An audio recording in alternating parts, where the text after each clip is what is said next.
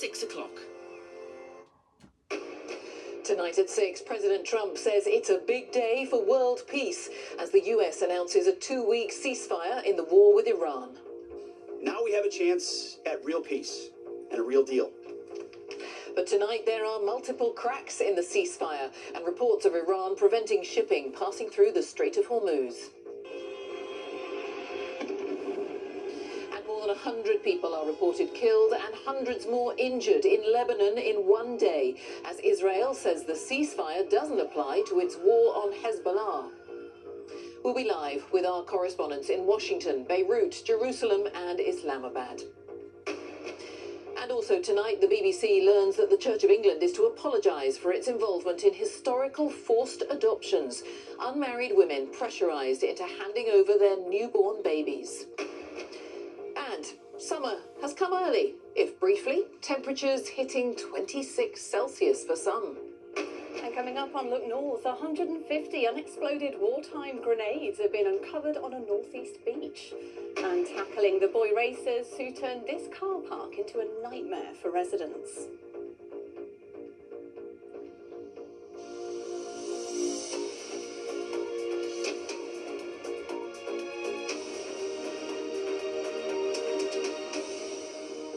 Hello, good evening. US President Donald Trump has declared it a big day for world peace after announcing a 2-week ceasefire in the war with Iran.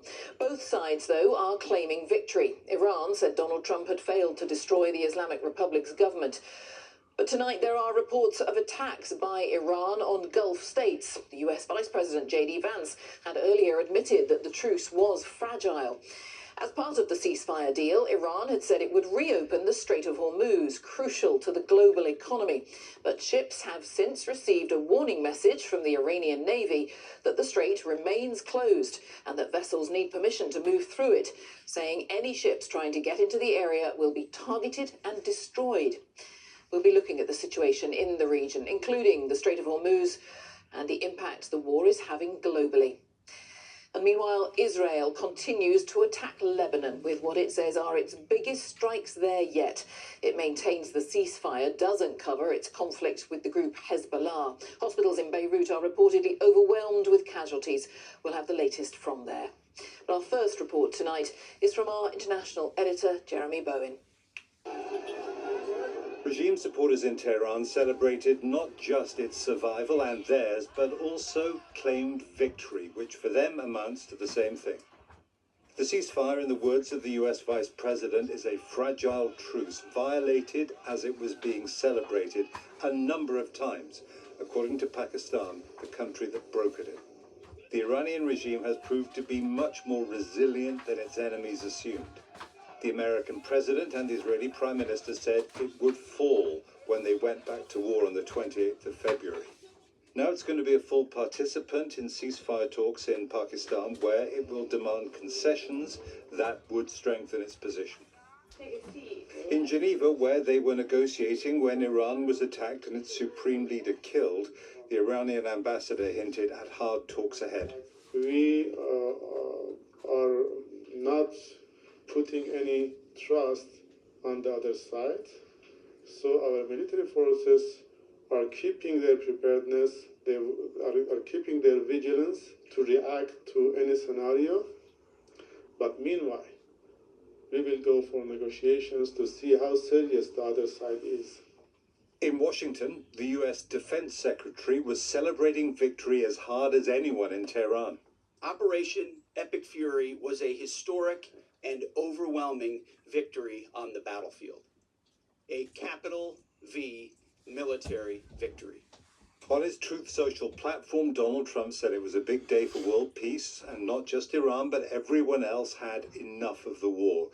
He talked of an American role in the Strait of Hormuz, an upbeat tone from a president who needs an exit from a war that has not gone the way he had expected. Taco Tuesday, big threats on Monday, then he chickens out Tuesday. And taco was the message on pro-regime social media in Iran. The accusation, Trump always chickens out. Every time he talks tough, it's Taco Tuesday. It might be harder at the talks in Pakistan to get a deal on this waterway, the Strait of Hormuz, than on Iran's nuclear program. Closing the strait is Iran's most potent weapon, putting a chokehold on 20% of world oil and gas. Iran says that for 2 weeks ships can transit the strait with its permission. Without it, they will be targeted and destroyed. Clearly, gaining control of the Strait of Hormuz was the most brilliant military achievement of this war, and it is precisely this that made Iran the winner of the war. The Islamic Republic cannot claim victory merely by surviving. I think the unfair situation in Iran will continue. Things will become normal, but unfair. The war will end, but I have a few questions for those who support the war. Has the Islamic Republic been overthrown now? Has freedom arrived? Keir Starmer flew into the Gulf, visiting British troops in Saudi Arabia. The Saudis and other Gulf states do not want America to declare victory, then leave them with an angry and aggressive Iranian regime. I think there'll be a sense of real relief, there certainly is across the region and for the United Kingdom. But there's work to do, and I'm here in Saudi Arabia and neighbouring countries now to carry out that work in support of what we're all seeking, which is that this ceasefire should be not a temporary ceasefire, but a permanent ceasefire. In Lebanon, there is no ceasefire. Israel intensified its attacks, the biggest of the war so far, killing dozens and wounding hundreds. Israel says this is a war on Iran's ally, Hezbollah. For more and more Lebanese, it feels more like a war on their country. And it is another sign of the deadly turbulence that is gripping and changing the Middle East, where all the warning lights are still showing red for danger ahead. Jeremy Bowen, BBC News. Well, we'll have more about the bombardment of Lebanon in a few minutes, but first we go to the United States, which began its war on Iran nearly 6 weeks ago. Has it achieved its objectives? And what does this fragile ceasefire mean for the US and for President Trump, both at home and on the world stage? Our North America editor, Sarah Smith, is in Washington. Sarah. Yeah, where Donald Trump today is insisting that he has scored a great victory, a military success. And it is a very sudden change of tone from threatening to kill an entire civilization to declaring a golden age in the Middle East. President Trump pulls back on his threats to blow up Iran. A double-sided ceasefire. President Trump made the announcement last night and claimed a complete and total victory. Can Donald Trump really claim complete and total victory in Iran? Can he sell this ceasefire as an historic success and declare mission accomplished? In Budapest today, Vice President J.D. Vance may soon be heading to Pakistan to negotiate a final deal with Iran. He claims Donald Trump has succeeded in what he set out to do. First of all, what the president set out to do was decimate the Iranian military, decimate their ability to wage conventional war. And that military objective, as the president said yesterday, as I said yesterday, has been achieved. Ever since he launched this war 40 days ago, Donald Trump has declared many and very different objectives. 1 week in, he insisted there will be no deal with Iran except unconditional surrender. He talked of total regime change, of the Iranian people rising up to overthrow their government and removing all nuclear material from the country, culminating in this ominous, notorious threat that a whole civilization will die tonight. Bombastic bragging about American military superiority is now matched with an insistence that America won this war on the battlefield. The world's leading state sponsor of terrorism proved utterly incapable of defending itself, its people, or its territory. We untied just a fraction of our strength, and Iran suffered a devastating military defeat. In Washington today, the NATO Secretary General meeting the Secretary of State and later Donald Trump. The president says he'll never forget the lack of support from NATO countries, but Mr. Trump's conduct in this conflict has also reshaped how America's allies view their relationship with the US. And Sarah, even J.D. Vance called this ceasefire fragile. Where does this all leave President Trump tonight? Well, for all his boasts of success, the president now has 2 weeks to try to secure an agreement with Iran that makes it look as though this war was worth it for America. It's very hard to convincingly claim at the moment that he really has achieved all he set out to in Iran. So the question is, now, after 40 days of conflict, with the US having substantially destroyed Iran's conventional weapons capability and sunk most of its navy, can he now secure an agreement that wasn't possible 6 weeks ago before he launched these attacks? And having so readily agreed to this ceasefire and backed off the menacing threats that he was making just 24 hours ago, does Donald Trump and the United States now have more leverage over Iran than it did before it launched this conflict? Sarah, thank you, Sarah Smith. Well, as we've heard, Israel says it's carried out its largest coordinated strikes yet on Hezbollah in Lebanon. Negotiators said the ceasefire deal included Lebanon, but Israel says it doesn't extend to its war with the militant group, which is backed by Iran. Nick Beek is in Jerusalem tonight, and Hugo Bashega is our correspondent in Beirut. Hugo, first to you. Yeah, Jane, and I think one of the questions here tonight is, will the conflict between Israel and Hezbollah derail the ceasefire? Today we saw the heaviest bombardment of Lebanon by Israel in this conflict, and these Israeli airstrikes are continuing tonight, even here in Beirut. Now, the Lebanese authorities are saying more than 100 people have been killed, more than 800 injured. Now, there were no attacks from Hezbollah against Israel today, but the group is now saying that it has the right to respond. And Lebanon's president described what happened here today as a massacre. In Lebanon, there's no ceasefire, and people are picking up the pieces of a broken country. From the air, Israeli bombs have brought more horror and destruction. Amid the rubble, glimpses of lives that have been interrupted. Israel says it is targeting Hezbollah, and that the war here isn't over. The airstrikes across Beirut were very powerful, and there's still a lot of work happening there. Hours later, there is a plume of smoke billowing from that location, and there's a lot of destruction, a lot of damage here, which gives us an idea of the power of this attack. Abid's brother was injured in the attack. I came to see my brother here. There was a lot of body parts here. Only people are getting hurt.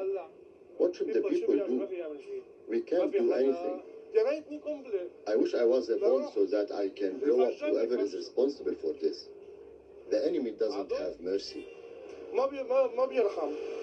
We've come to the other side of the building, and the airport road is over there, and downtown Beirut is not really far from here, and it's still difficult to believe that something of this scale has happened in this part of the city. The Lebanese are exhausted. This is a war that many here don't want to fight, and in a country of so many faiths, some appear to be losing hope. Hugo Bashega, BBC News, Beirut. And let's go to Jerusalem and our correspondent Nick Beek. Israel showing no sign, it seems, Nick, of ending its attacks on Lebanon there. That's absolutely right, Jane. The day started with the Israelis publicly accepting what President Trump was saying about no more attacks on Iran for now, although with very little enthusiasm. But then we saw this intensification of the attack on Hezbollah positions in Lebanon. And here they're phrasing it as the biggest strike on Hezbollah leadership since 18 months ago, when they managed to get those explosives into walkie-talkies and then detonated them as lots of members of Hezbollah were holding them.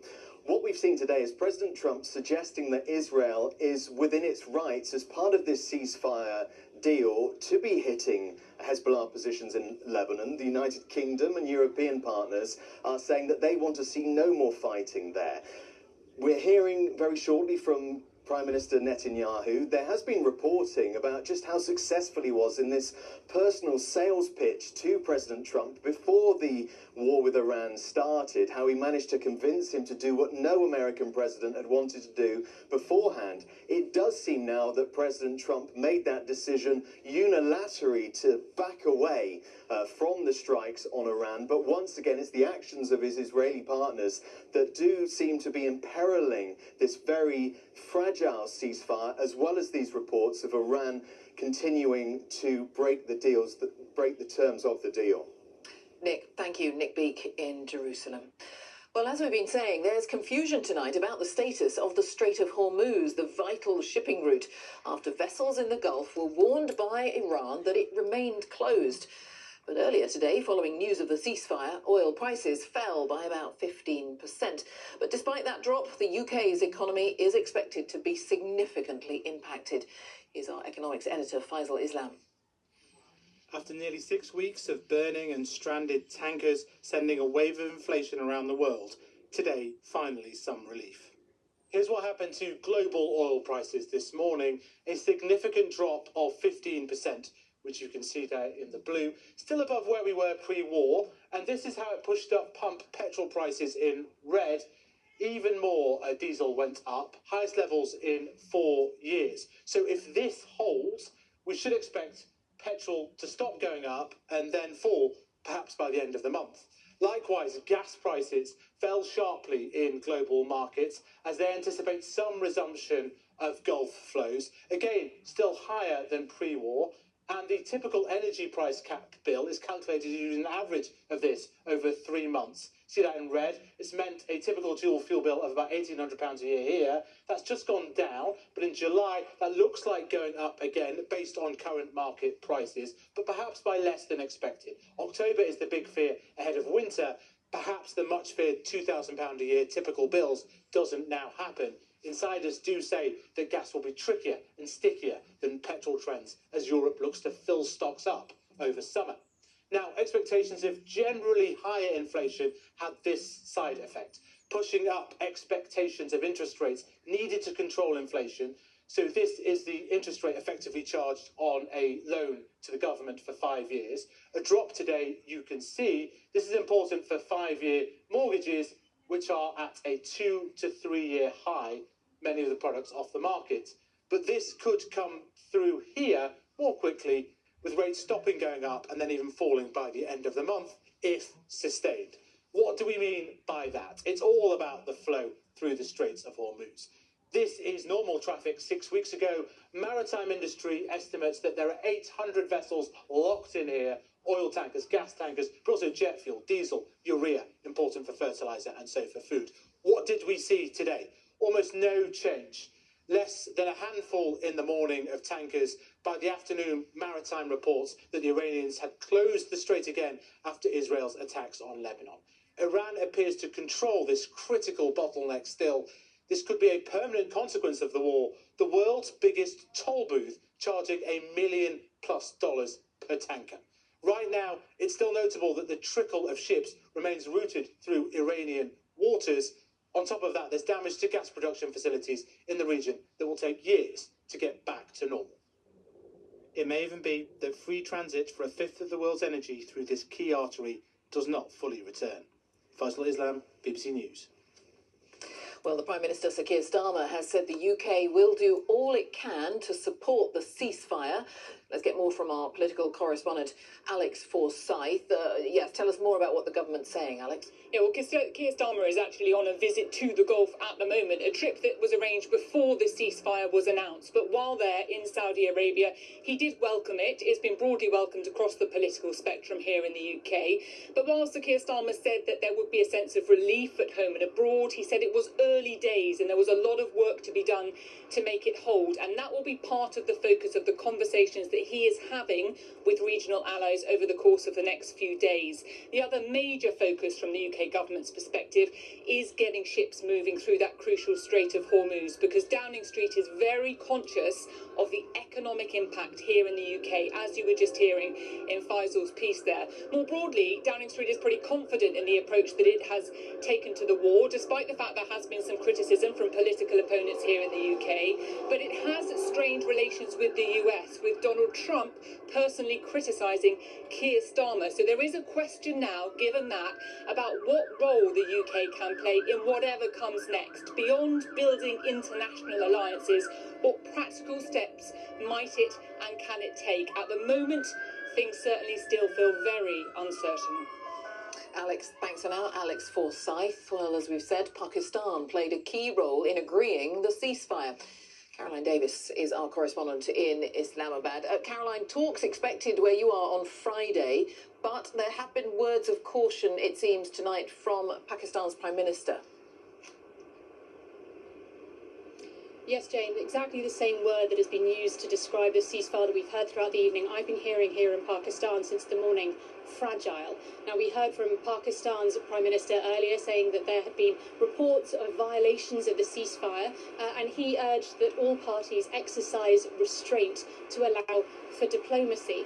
Now, the talks and the process of the talks here, the preparations are already underway. The talks are expected to be happening on Friday, and according to Pakistan, both the US and Iran are sending delegations, although we haven't had a formal recognition of that from the US, nor have we had a formal recognition of exactly who would be sent and how senior those individuals would be.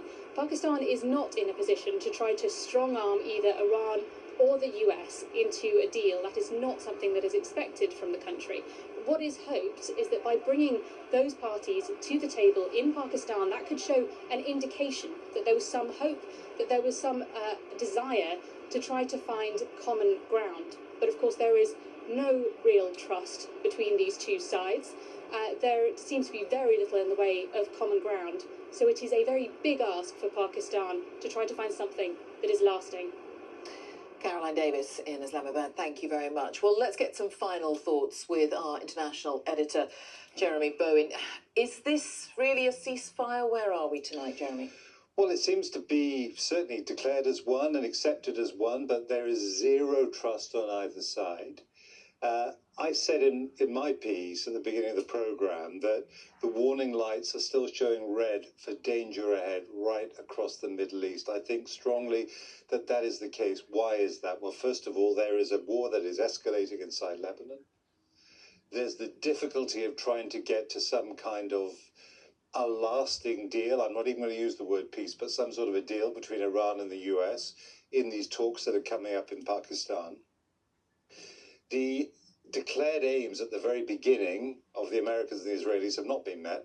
They have not delivered the fall of the regime. They have caused massive damage inside Iran, but that tactical success in assassinations and bombings has not translated into a strategic change in their favor and against the regime. If anything, the evidence is all that the strategic gains are going to the regime in Tehran. Where does that leave the people of Iran who came out to demonstrate in January and got shot down in thousands? And that, let's not forget, is what seemed to have pricked Donald Trump's interest in this whole enterprise in the first place. So this is a respite. It's a moment where they can have a chance to try to talk, to try to get somewhere, dealing with massive problems they have been able to deal with in the past. But the publicly declared positions of both the United States and Iran are way apart.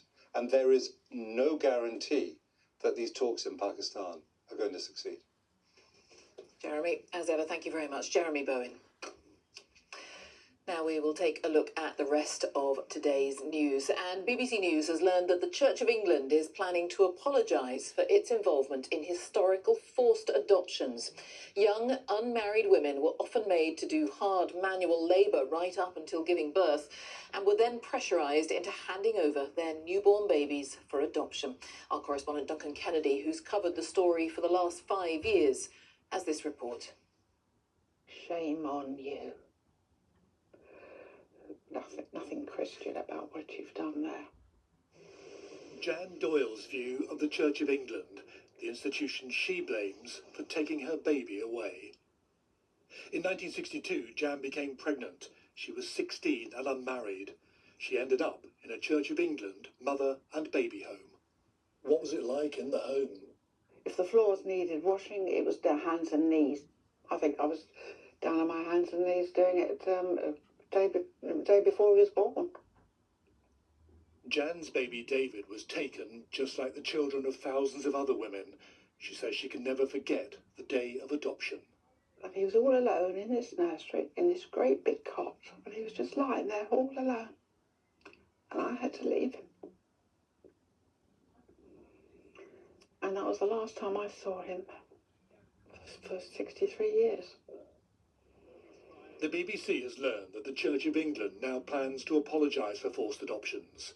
We've seen a draft letter which says, while records do show some examples of care and kindness, they also reveal attitudes and examples of practices that caused profound hurt. For the pain and trauma experienced, we are deeply sorry. Post-war forced adoptions affected nearly 200,000 babies. The Scottish and Welsh governments have already apologised. The UK government says it's now considering one. Those like Jan say the Church of England apology needs to be sincere. Wicked. The way they treated us.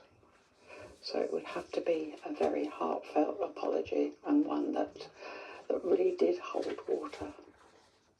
Duncan Kennedy, BBC News.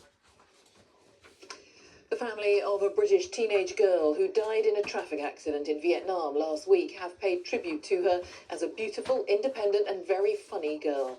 19-year-old Orla Waits from London was travelling in Southeast Asia on a gap year before starting a degree at Durham University. Her parents said she had a sharp wit and lived life to the full. Strike action by tens of thousands of resident doctors is continuing. The union representing doctors, the British Medical Association, said talks broke down after what it called a last-minute decision by the government to move the goalposts about training opportunities. The government says the BMA has walked away from a groundbreaking deal and says the strikes have cost the NHS £3 billion over the last 3 years. The BBC's Executive Complaints Unit has ruled that the broadcast of a racial slur during the BAFTA Film Awards in February was a clear breach of editorial standards, but that the error was unintentional. The offensive word was shouted by someone in the audience who has Tourette syndrome. The Complaints Unit said the delay in removing the programme from iPlayer was a serious mistake. Now, it has been the hottest day of the year, temperatures reaching 26 Celsius at Heathrow in London. Let's go to our correspondent, Nick Johnson, who is out and about in Reading for us. How is it there, Nick?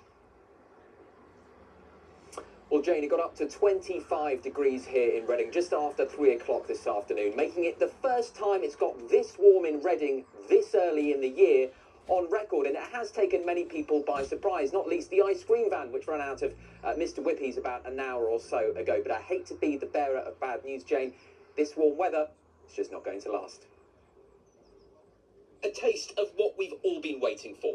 Some dry, bright and warm weather. And during the school holidays to boot. I've just had to take my leave and stay with my kids, and they've enjoyed this holiday. I didn't expect it to be this beautiful. It's like the summer holidays. It's really lovely, and we just thought I would just come down and enjoy the sunshine, come to the park. Temperatures across much of the UK well into the 20s. Today has felt more like early August rather than early April. The warmest April day in the UK on record was 29.4 degrees, set in London in 1949. We might be a few degrees off that today, but spring is the fastest warming season in the UK, largely down to climate change. But the sought-after sunshine has been welcome for those who need it to make a living. Well, last year we started end of March, and obviously this year we started 2 days ago. So a bit different at the start of the year. Well, here by the banks of the River Thames in Reading, it's felt like a glorious summer day, let alone one in early spring. So make the most of those ice creams, sunglasses and short sleeves, because like all good things, this warm weather is going to come to an end. It's all changed tomorrow, when the mercury is set to drop once more, to the disappointment of many of us on 2 legs, and those on 4. Nick Johnson, BBC News in Reading. Well, let's look at the picture wherever you are in the country. Louise Lear has that. Hello. Hi there, Jane. Well, as you've just been hearing, quite unusual for this time of year.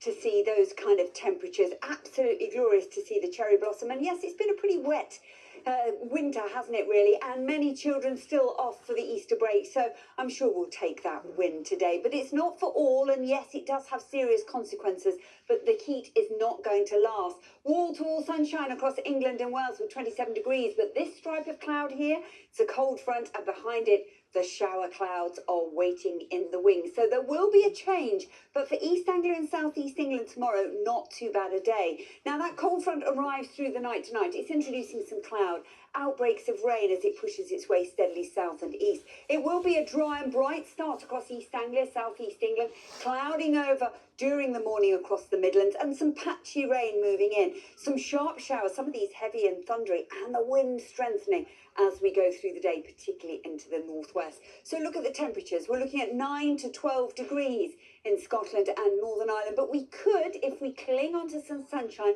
see 20 to 22 across East Anglia and South East England. So that is still going to feel very pleasant indeed. However, once that cold front sweeps through, it will be a quieter but a colder feeling day on Friday with more wet and windy weather on its way. It will take its time in arriving, so Friday we'll see cloud and rain pushing in across Ireland, the wind strengthening, gusts of 40 to 50 miles an hour. Ahead of it, some sunny spells, but a noticeably cooler feel to the day. Top temperatures just a little bit below the average for the time of year. We're looking at 9 to 13 degrees. Into the weekend, well, if you've got outdoor plans, low pressure really dominating, and things are going to be a little bit unsettled, so plenty of rain around. Jane.